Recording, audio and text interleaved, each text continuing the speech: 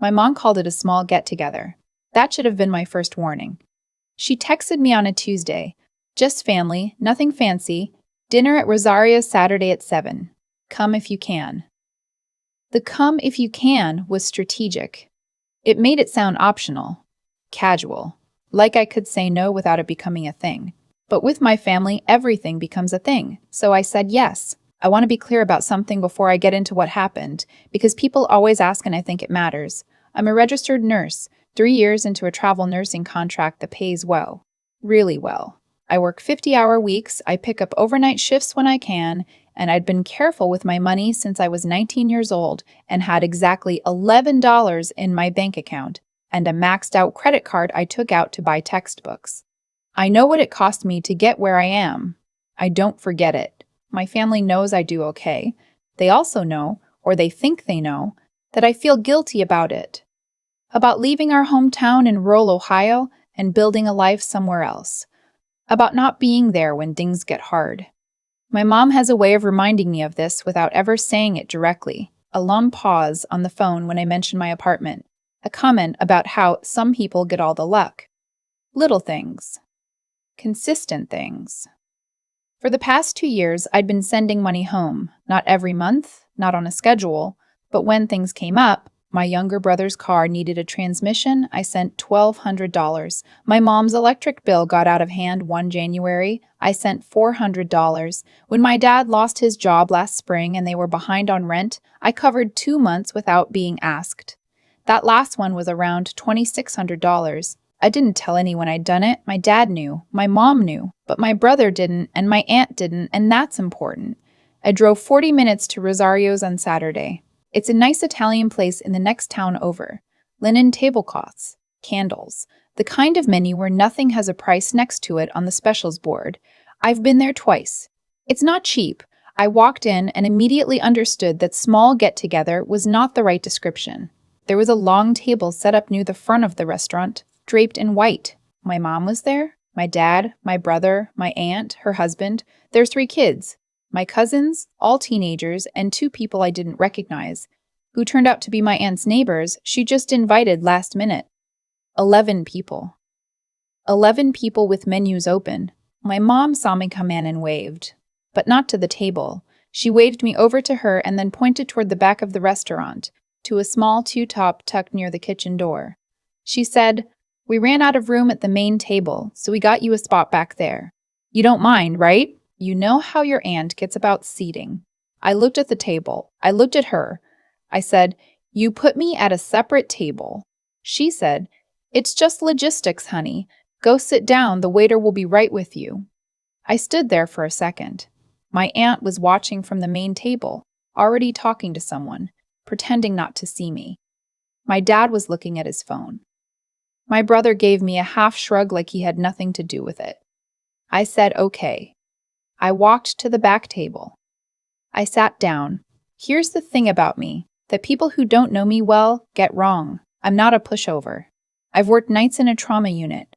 I've had conversations with grieving families at 3 in the morning that would hollow out most people. I know how to stay calm when everything in me wants to react. Staying calm is not the same as giving in. The waiter came over, young guy, friendly. I ordered a sparkling water and the gnocchi.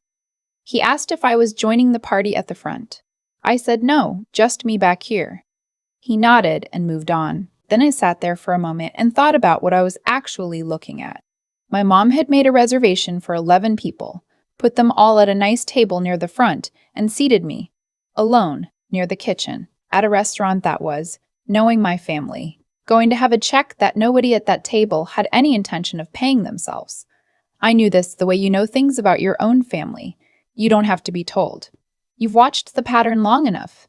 My dad hadn't worked a full-time job in 8 months. My aunt and her husband are always between things. My mom has a part-time job at a salon that covers her gas and her streaming subscriptions, and not much else. My brother is 22 and works at a hardware store and spends most of his paycheck on his girlfriend and video games. Which is fine, he's 22. The neighbors? I had no idea. But I was the one who drove 40 minutes and got seated by the kitchen. I picked up my water glass. I thought about my $2,600. I thought about January and the electric bill and the transmission. I thought about the way my mom said, "You don't mind, right?" without waiting for an answer. I flagged down my waiter. I said, "I'm sorry, quick question. When the check comes at the end of the night, how does that usually work for a party this size?" He said the restaurant could split it by seat or run it on a single card, whatever the group preferred. I said, "Got it. And just to confirm, my tab here is separate from that table up front?" He looked at me carefully. He said, "Do you want it to be?" I said, "Yes. Just mine. Keep it separate the whole night." He said, "Absolutely, no problem." I ate my gnocchi. It was very good. I had a second sparkling water.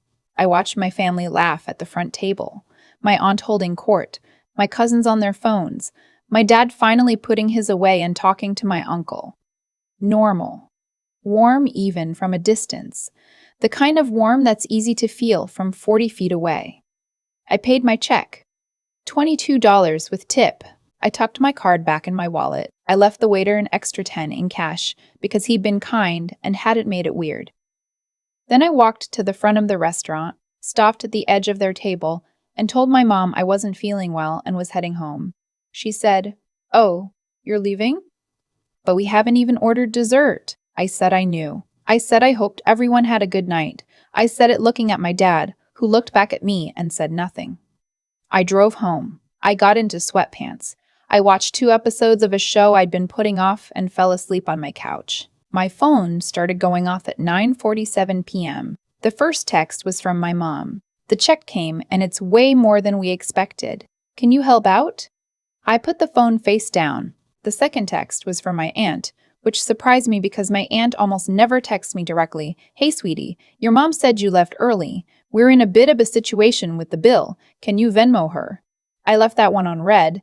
My brother called. I sent it to voicemail. Then my mom called, and I picked up, because I knew if I didn't, she'd call until I did. She said the check was almost $800. She said she didn't realize it would be that much. She said everyone was kind of caught off guard. I said, "I paid for my dinner before I left. Mine was $22. She said, "Right, but we were thinking, since you do well, it would mean a lot if..." I said, "Mom, you sat me at a table by myself near the kitchen." Silence. I said, "I was not at your table. I was not part of your dinner. My check was separate all night. I already paid it." She said, "I don't understand why you're being like this." I said, "I'm going to bed. I hope you all figure it out." I hung up. I turned my phone on Do Not Disturb and slept for 9 hours. The next morning, there were 14 messages waiting for me. My mom, my aunt 3 times, my brother once, which said only, "That was kind of messed up, sis." My dad, surprisingly, twice. I'll come back to that. My mom's messages cycled through a few phases. First, it was confusion. "I just don't understand why you do that to your own family." Then it was guilt. "After everything we've done for you, this is how you treat us in front of everyone." Then, it landed on something harder. Your aunt's neighbors were there. Do you know how embarrassing this was? That last one is the one I kept coming back to. Not, "Are you okay?" Not, "What did we do wrong?" But, "Do you know how embarrassing?" For her, in front of people she'd invited. The neighbors she'd decided to bring to a dinner I was paying for, apparently without being told. I did not respond to any of them that day. My dad's messages were different. The first one said, "I know tonight didn't go the way it should have. Call me when you can." The second one said, "I mean it. I want to talk." My dad and I have a complicated relationship. He's not a bad man. He's also never once in my life stood up to my mom or my aunt in a group setting. He goes quiet. He looks at his phone. He lets things happen. So I wasn't sure what "I want to talk" meant, but it felt different from the rest. So I called him Monday morning. He answered immediately. He said, "I want to apologize. You shouldn't have been seated back there. I should have said something when it happened, and I didn't." I said, "Okay." He said, "I know you've helped us out a lot, more than you probably should have, and I know that doesn't always get acknowledged the way it should." I said, "It doesn't." He was quiet for a moment. Then he said, "Your mom is really hurt." I said, "Dad, I need you to think about what you're saying right now. Another pause. I said, I've sent this family thousands of dollars over the past 2 years, quietly, without making it a thing. And on Saturday, your wife seated me alone at a table by the kitchen and then called me at 10 at night and asked me to cover an $800 check for a dinner I wasn't even allowed to sit at. I let that land. Tell me why she's the one who's hurt. He didn't have an answer for that. To his credit, he didn't try to manufacture one. He just said, I hear you. We talked for a while longer. It wasn't a resolution. It wasn't a fight either. It was just two people on the phone acknowledging something that had been true for a long time. After we hung up, I sat at my kitchen table with my coffee and made a decision. I wasn't going to send money home anymore. Not for a while, maybe not ever, in the way I'd been doing it. The transmission, the electric bill, the rent. I'd done those things because I wanted to, because they were my family and I loved them, and it seemed like the right thing to do. But somewhere in there, it had stopped being a choice I was making and turned into something that was expected. Assumed, factored into their plans without my consent. The dinner was the moment I could see it clearly. They hadn't seated me at a back table because they ran out of room. There were 11 seats and 12 people, and they chose which one of us got separated, and they chose the one who they assumed would pick up the check, no matter where she was sitting. That's not love. That's a transaction where only one side knows the terms. I sent my mom a text that afternoon. I kept it short. I love you, but I won't be helping out financially for the foreseeable future. I need to focus on my own savings. I hope you understand. She didn't respond that day. My aunt called me twice.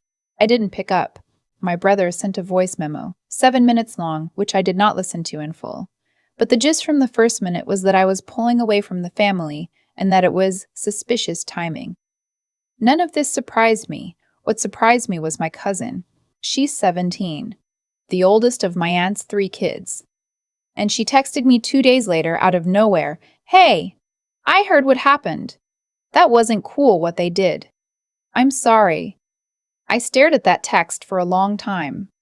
17 years old, and she got it immediately. I texted back that I appreciated her saying so. I meant it.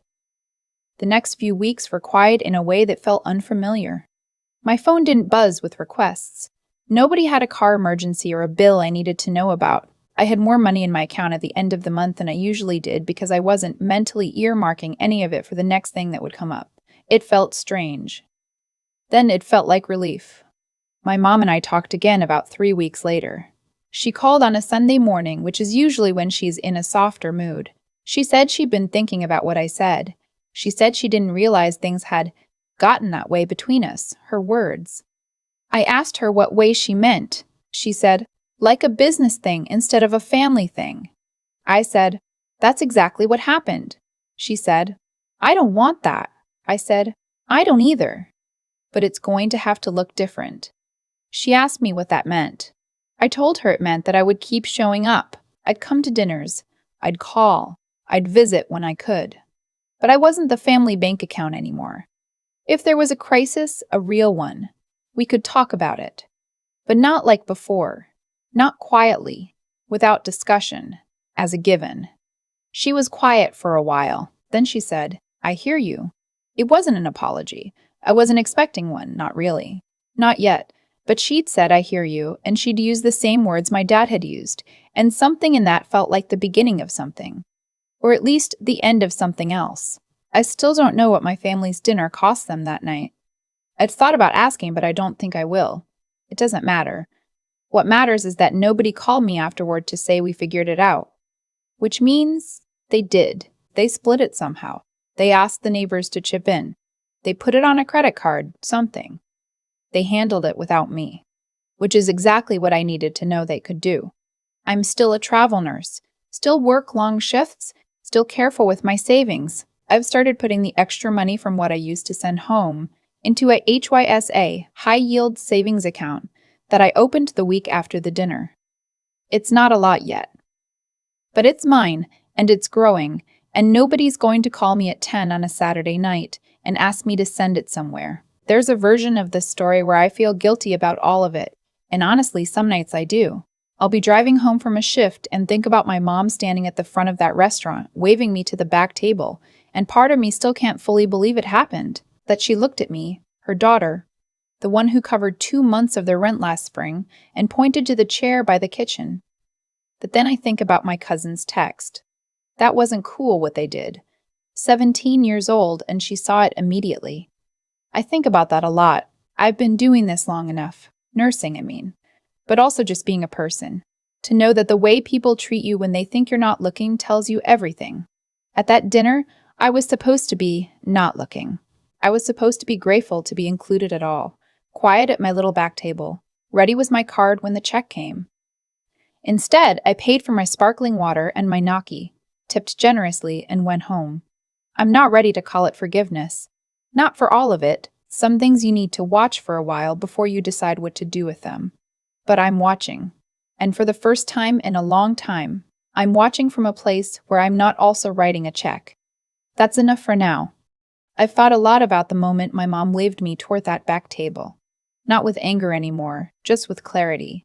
Because that moment, more than anything else that happened that night, told me exactly where I stood. And what I did next, or didn't do, came directly from that understanding. There's a pattern to how things play out when you let them run their natural course. I'd been interrupting that pattern for 2 years, covering the gaps, softening the landfalls, making sure consequences never quite arrived. The transmission got fixed, the electric bill got paid, the rent came through. And because none of those things hurt the way they should have, nobody ever had to ask why they kept happening. I was the answer before the question got asked. That's not generosity. That's a system. And I'd built it myself, one quiet transfer at a time. What I did at the restaurant wasn't revenge. I want to be honest about that. I didn't walk in with a plan. I sat at that back table, ordered my gnocchi, and made one small, clear decision. I would pay for what was mine and nothing else. That's it. The rest of the evening happened because of choices other people had already made long before I walked through the door. My cousin, 17 years old, texted me 2 days later and said that wasn't cool what they did. She didn't have years of context. She didn't know about the rent, or the transmission, or January's electric bill. She just watched what happened and called it what it was. I think about that a lot because it reminded me that integrity isn't complicated. It doesn't require a spreadsheet. You either treat people with basic decency or you don't, and most of the time the people around you can see it even when you're pretending otherwise. That's the thing about living by a real set of values. Not rules you follow when it's convenient, but an actual sense of right and wrong that holds even when nobody's watching. My mom assumed I'd pay because I always had. She wasn't thinking about fairness. She wasn't thinking about fairness. She wasn't thinking about me at all. But I was thinking about myself. Maybe for the first time in a long time. And that made all the difference. I'm not someone who gives up easily. I worked nights through nursing school. I built a career from nothing in a field that will break you if you let it. That same endurance that got me through 12-hour shifts in a trauma unit is what kept me steady that night. Not reactive, not cruel, just firm. The people who last aren't the ones who never get hurt. They're the ones who stay clear-headed when it counts. I don't know where things go from here with my family. My dad said he hears me. My mom said she doesn't want it to feel like a business arrangement. Maybe they mean it. I'm watching to find out. What I know is this. The moment I stopped managing everyone else's outcomes, my life got quieter. And in that quiet, I found something I hadn't had in a long time, space to actually think about what I want, what I'm building, and who deserves to be part of it. My savings account is growing. My phone is peaceful on Saturday nights, and I finally feel like the decisions I'm making are actually mine. That's not a small thing. That's everything.